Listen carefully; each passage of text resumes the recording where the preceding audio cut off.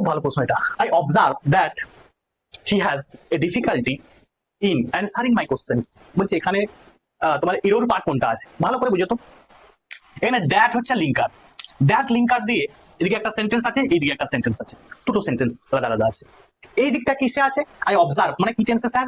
Past টেন্সে আছে, past টেন্সে আছে। তাহলে এই দিকটাও আমার কি হবে? নিয়ম বলছে এই দিকটাও কোন লিঙ্কার এই দিকে এবং এই দিকে, এদিকে যদি পাস্টে থাকে এই দিকটা পাস্টে হবে, এটা প্রেজেন্টে হলে এই দিকটা প্রেজেন্টে হবে। তাহলে এখানে দেখো কি দিয়েছে? হি হ্যাজ দিয়ে দিয়েছে। কখনো হয়?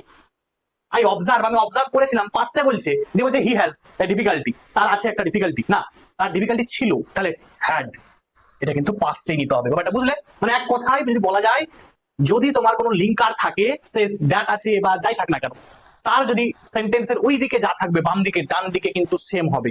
ঠিক আছে? আবার কখনো এদিক থেকে ওই দিকে চেঞ্জ করতে যাবে না, তাহলে ভুলে যাবে। তাহলে কিন্তু অপশন বি কিন্তু এখানে সঠিক হয়ে যাবে। মানে 2 নম্বরে কিন্তু প্রবলেম আছে, এখানে কিন্তু হ্যাজ আছে, হ্যাজটা হবে না, হ্যাড হবে। ক্লিয়ার?